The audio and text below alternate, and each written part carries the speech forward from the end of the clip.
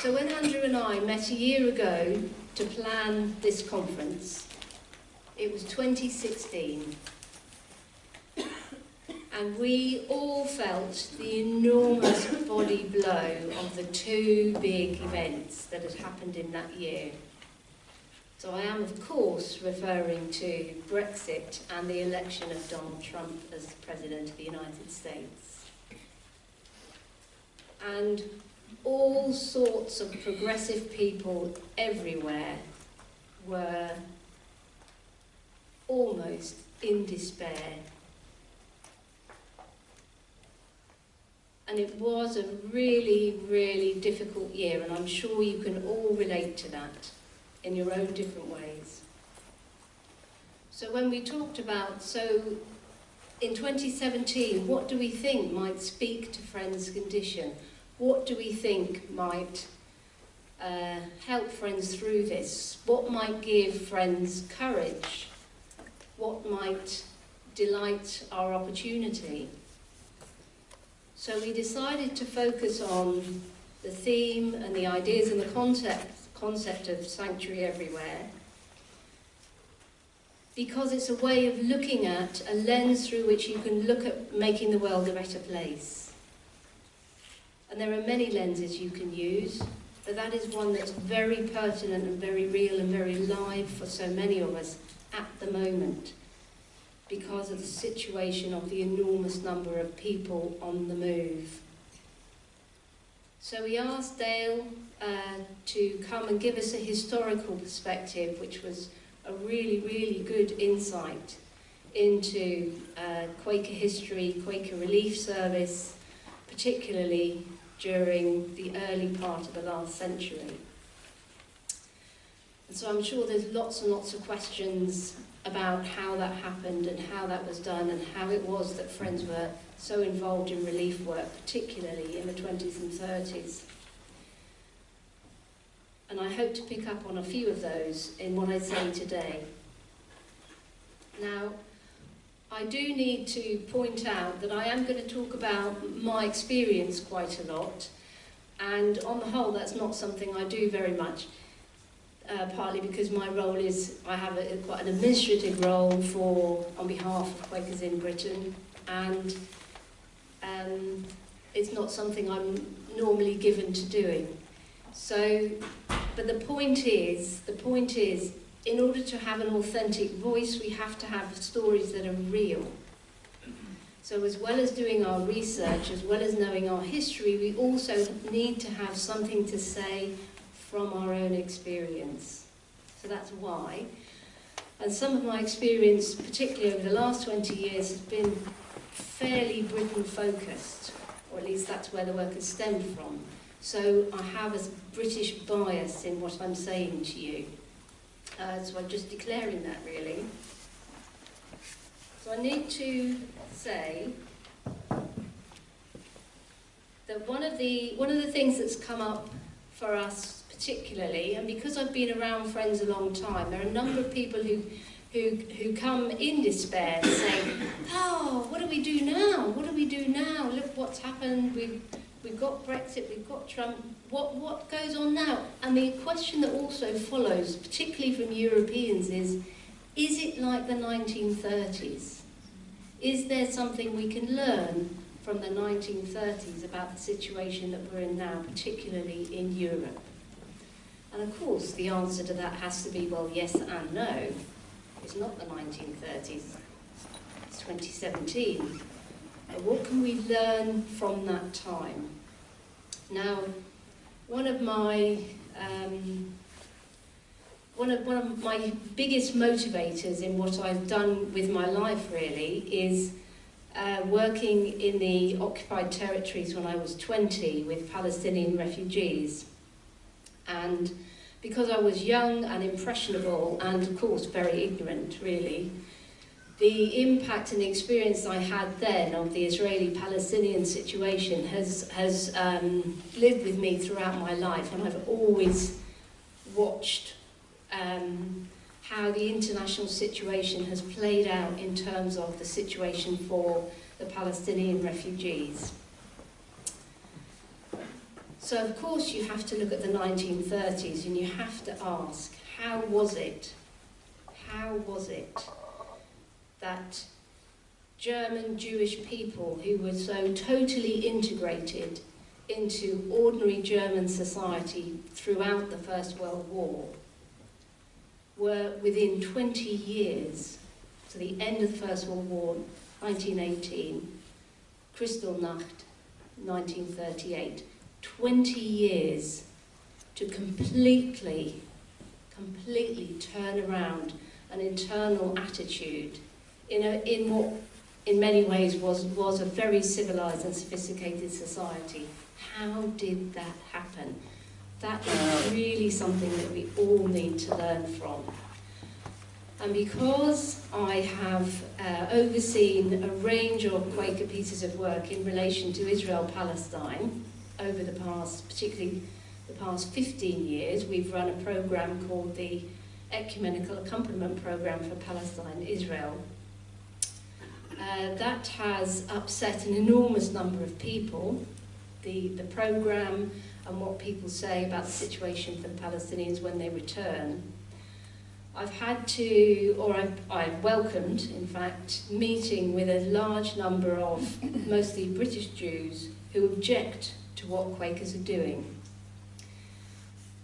And so that's opened up a whole conversation which has lots and lots of resonances from the 1930s in Europe, because so many of them say, you of all people, how can you say this? How can you do these things? Because you were the ones that saved us in the Kindertransport.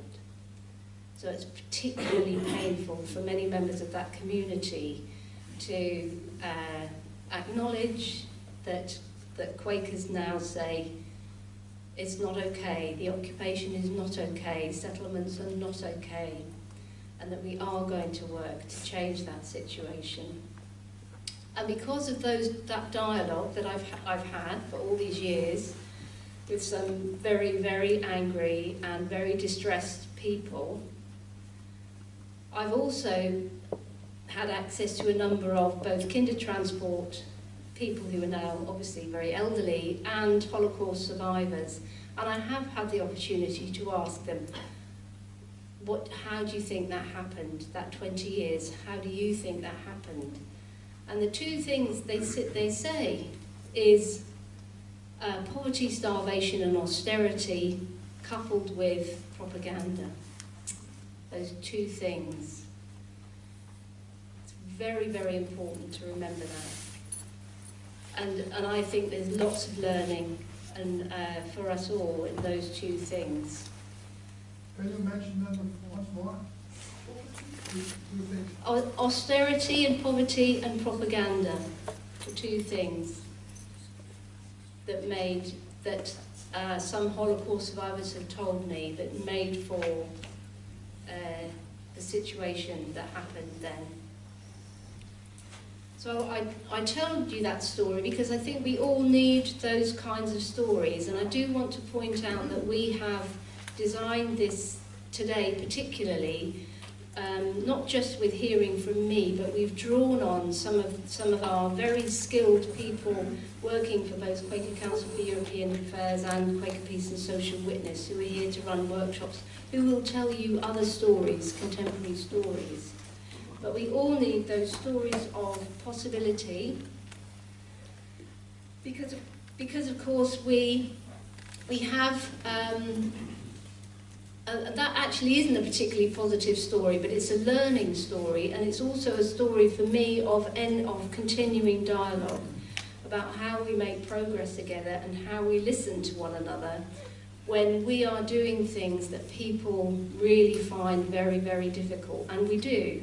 That is sometimes our role, to say the difficult thing, be the difficult people in the room. But also we've got to constantly then build bridges with people in order to work together. So I'm going to go on to talk about, so we've got stories, I want to talk about paradigm shift, roots, the steps we need to take and the importance of agency.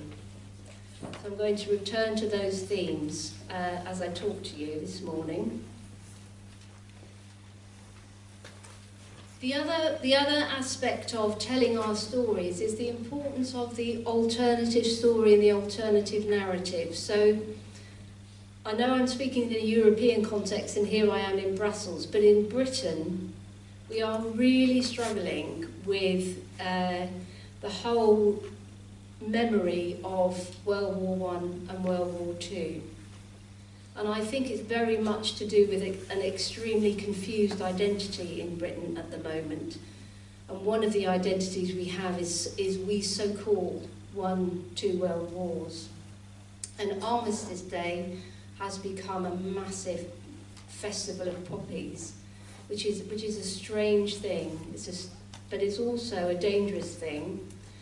And for Quakers, the challenge for us, particularly in Britain, is to tell the stories of conscientious objectors, to tell the stories of obviously the Friends Ambulance Unit and the Relief Service and all the people who both opposed war, challenged war, but also did something very creative at the same time.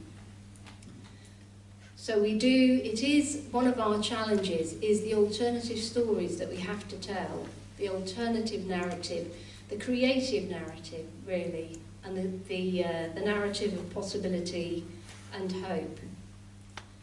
And there is a story, of course, around the Nobel Peace Prize, which is 70 years since Quakers were awarded the Nobel Peace Prize. There's lots of interesting stories intertwined with that.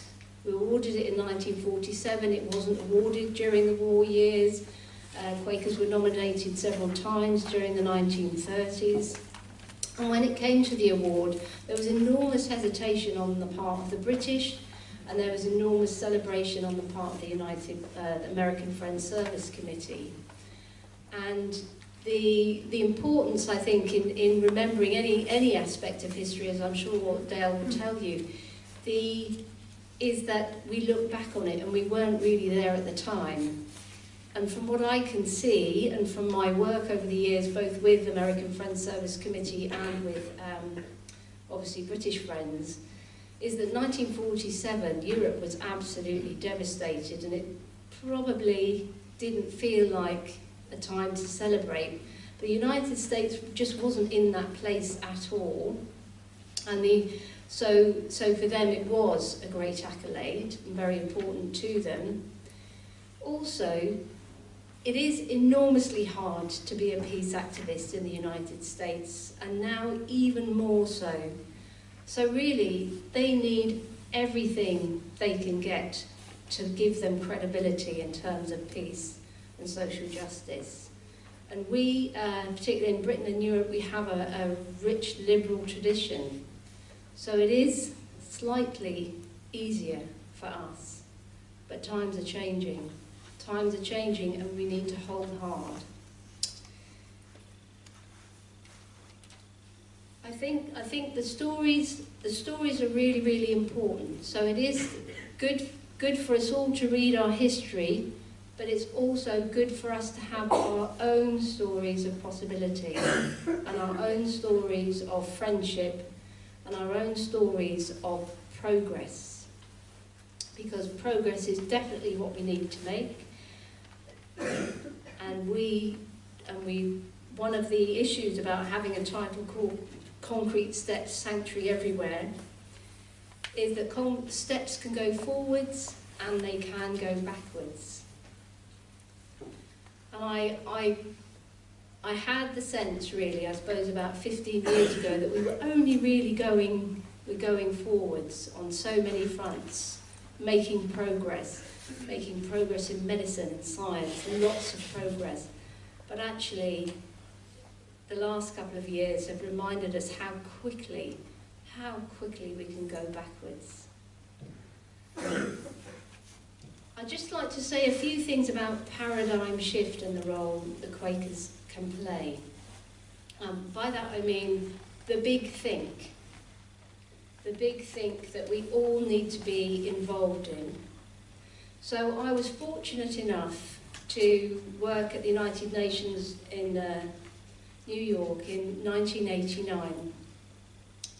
1999, 1990, and interestingly, the really big piece of work for the Quaker UN office at the time was to work on the preparatory conferences for the United Nations Environment Development Conference. So at that time, I'm telling you again, 1989, all the evidence was absolutely out there about climate change. Everything.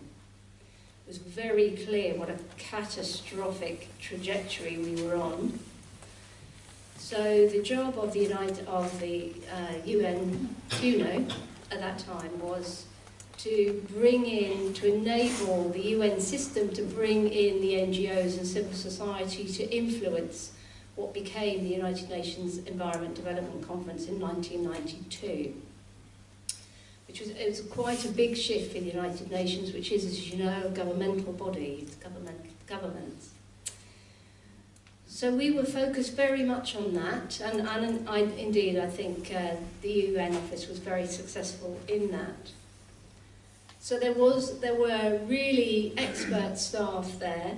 I wasn't one of them, I was just there, who were working out what was the contribution Quakers could make in order to make that really big shift. And everybody here has benefited from the United Nations Environment Development Conference. You may not think you have, but you have. Because from that we got huge instructions for governments. We got a thing called Agenda 21, which rippled right down to local government. So we all benefited from the vision and the creativity around that work. But of course other things were happening at the same time in 1981, and in Europe, well, the Berlin Wall came down, and it was so-called the end of the Cold War. And then we launched into the 1990s with enormous hope, expecting the peace dividend. But of course, we had the breakup of so many parts of Europe and war to follow. But it doesn't mean to say that the big think isn't necessary, because there are always things happening. There are always things happening. And we all need to be aware how sometimes we've just got to focus on what we can do and what we have.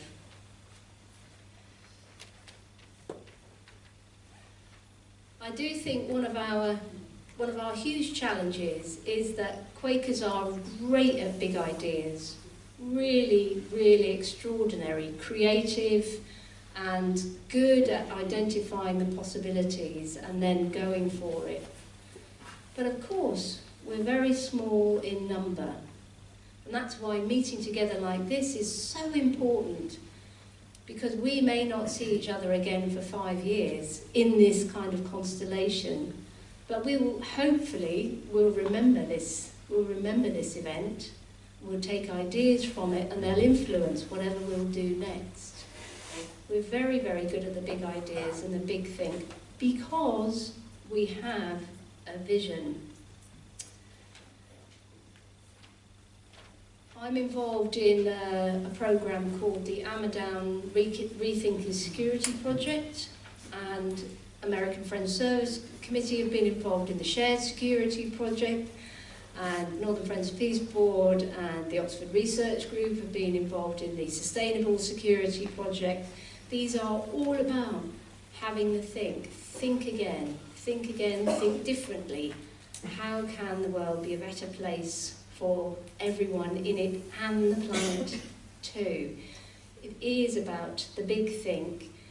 The slight difference with the Rethinking Security Project is that it is definitely intended to force everybody to rethink, so not just agencies, not just global agencies, but ordinary people in your home, in your community. What do you think about security, and what makes you secure?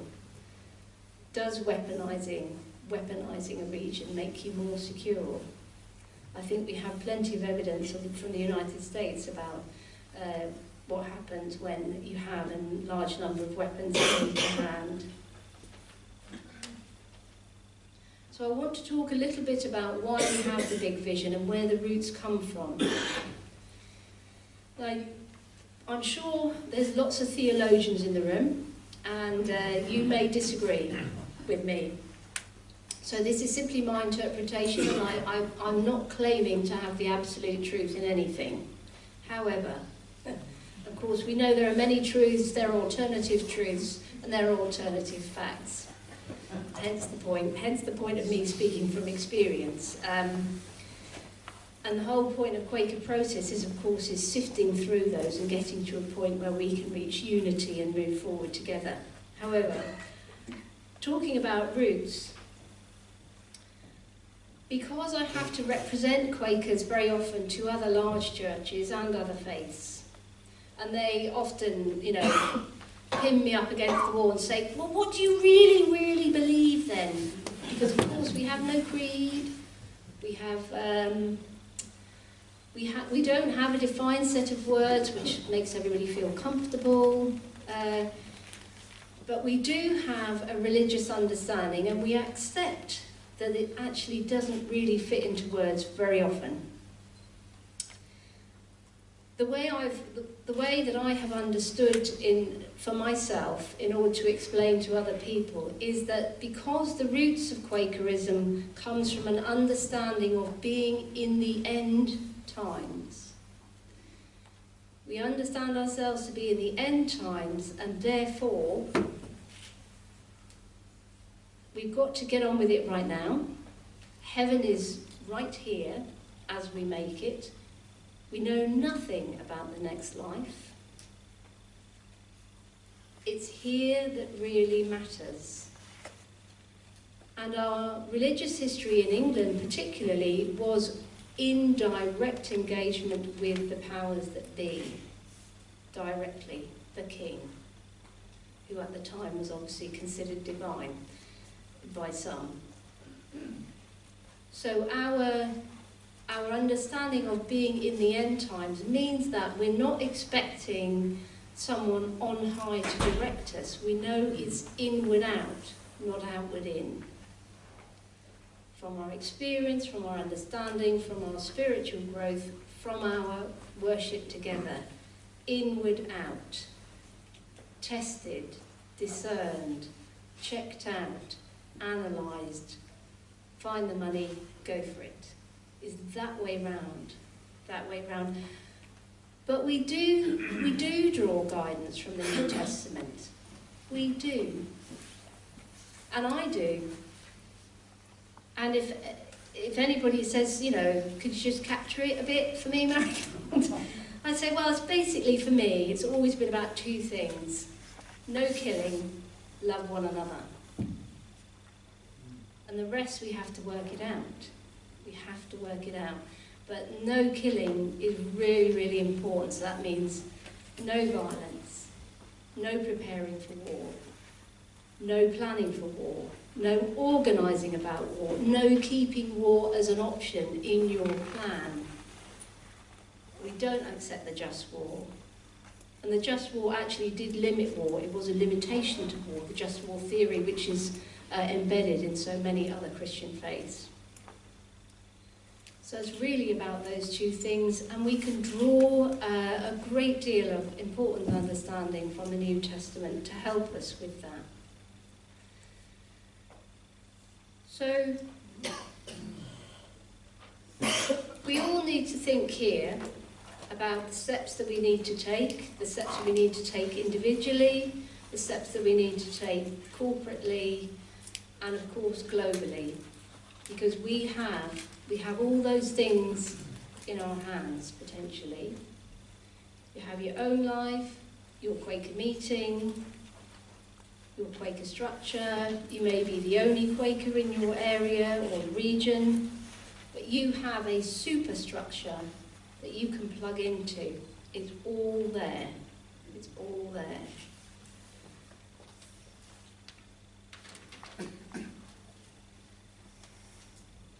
I was going to say something about the steps we take as individuals.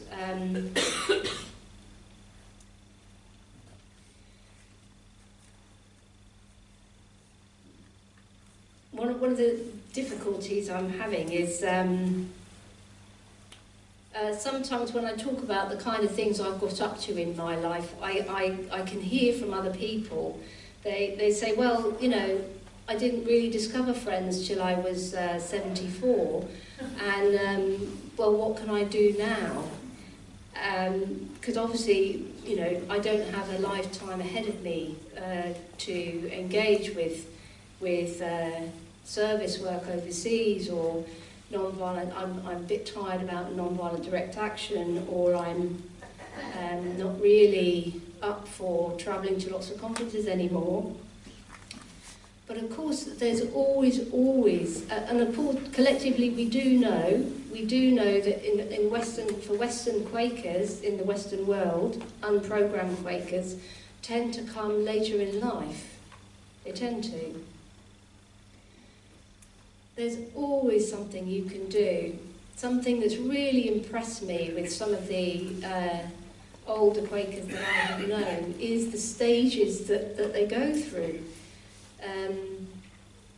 Regularly attending yearly meeting, having that as a corporate discipline throughout their life, doing service work when they can, committee work, giving their money, very direct engagement with members of Parliament or equivalent, enormous engagement, keeping themselves educated and abreast, helping to raise the next generation of not only young Quakers, and being active in their local community, keeping their own Quaker meeting going, engaging with whatever other faith or church structure they have locally, and then following their own concerns.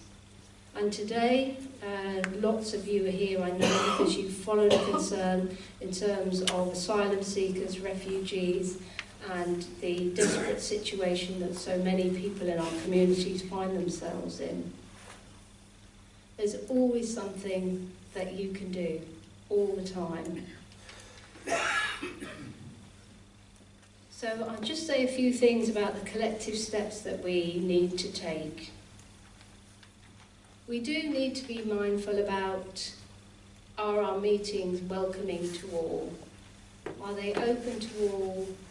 Are we confident in welcoming people with different practices, different traditions? How much do you really know about the rich tradition right across the world family of friends? There are the programme friends. How do they understand themselves to be friends? And what do we share in common with them? Enormous numbers of Quakers in East Africa and Latin America. Do we know enough about them? Would we recognise them in our meetings in terms of their style of worship? And then there's lots and lots of people outside who might find the Quaker meeting itself a source of sanctuary in and of itself, a place away from the competitive consumerism of the world, and a place of sanity, a place of hope, and hopefully a place of welcome too. Are we teaching the next generation, whether they're Quaker children or any children anywhere, are we really teaching them about what it's important to hold on to in terms of what comes next? I say a lot to young Quakers, don't ever forget how to argue why we shouldn't have the death penalty, because when you forget how to articulate that, it'll creep back in, because you'll have forgotten how to say why we should never have that. It's a very important conversation, by the way, to have with your friends from the United States, because they can help you. They can help you re-articulate it, because they have to do it so much. We must never forget we can make progress and we can go backwards. And in order not to go backwards, we have to embed our values and why we think things are good in the next generation. And we need to look at the way we model what we want. As friends, as individuals, the way we work, the way we conduct ourselves, the way we organise our meetings, what does our own life indicate or imply or convey to other people? Are we being patterns and examples, which is, of course, part of our Quaker discipline? One of the more slightly difficult areas is are we confident but humble in what we are? Are we appropriately, do we incorporate humility in what we're trying to do? That's not the kind of humility that says, well, we've got nothing to offer. We have lots to offer, but in what way are we doing it? We don't claim to have all the answers, in my view, but we do want to be part of a progressive process. We want to be at the table. We want to be assisting in some way. We don't necessarily need to be named as the reason for something happening, but we do want to make sure that good things happen. A very good example of that historically is the campaign for the abolition of the transatlantic slave trade. So the history of that is it took probably about 80 years until the Abolition of the Slave Trade Act in 1807. 80 years of discussion, thought, and active campaigning. It's a very interesting campaigning story. But in order to get that change in 1807, Quakers absolutely had to work in partnership with other people. It would never have happened. So of course, for many people, it is William Wilberforce, not a Quaker, who championed that. But the groundswell for that change was very, very clearly orchestrated by Quakers. But the other aspect of the Abolition of the Slave Trade Act story is that many black historians will tell us very directly that we were not interested in emancipation. Quakers were interested, they identified slavery as being abhorrent, as we still do. The slavery has not gone away, just takes different forms. We still have an enormous amount of work to do on that issue. So we do need our stories, we need our examples, we need our patterns, we need our examples, and we need to recognise that we must work in partnership. And most progress has been made by working in partnership. One of the big things I've learned, particularly from interchurch and interfaith work, is when you do get to a point when you think, oh, everything's too much, there's too many bad things happening, it's all overwhelming. And I have some very evangelical friends, small f friends, who say to me, well, Marigold, what on earth did you expect? What on earth did you expect as a faithful person? The devil is forever at your heels. And this is the devil at the moment, and we've just got to work for the good. And I have in the past found that quite helpful. Because you think, well, why we make progress and then it's one step forward, 3 steps back. It's because we focus enormous amount on goodness in the world as friends. We talk about it a lot, we uphold it a lot, we celebrate it a lot. It's much, much harder to talk about evil and the devil for us. And I think in the next generation we're really going to have to do that. Because otherwise we seem to have no language to talk about it. So I do think, how is it there's this enormous swing? We sometimes say Quakers brought about the end of slavery. We never did. the transatlantic slave trade was ended, but slavery has never gone away. Why is that? Because humanity has this extraordinary capacity for compassion coupled with terrible, terrible evil.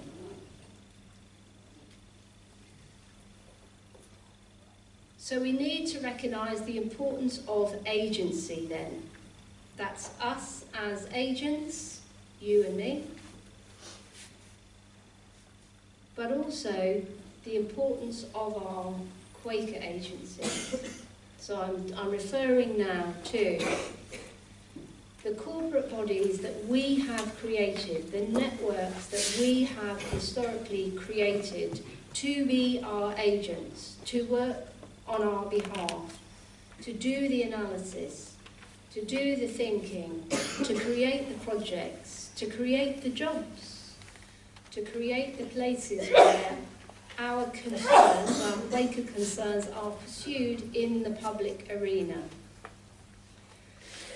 And that our precious Quaker agencies are, of course, for Europeans, Quaker Council for European Affairs. And now after Brexit, oh my, is that important to us? Other things, particularly from a British point of view, other political things are going to fall away from us, big time. We've got to work with what we've got and what we know and what is rooted in what's important to us. So, Quaker Council for European Affairs, very, very important route to social change in the European dimension. And of course our other precious agencies, the Quaker United Nations Office, New York, and Quaker Office in Geneva. And then of course we've got Quaker Peace and Social Witness, part of Britain Yearly Meeting, with a history, or partly imperial history really, but nonetheless a history of really very, very solid service work.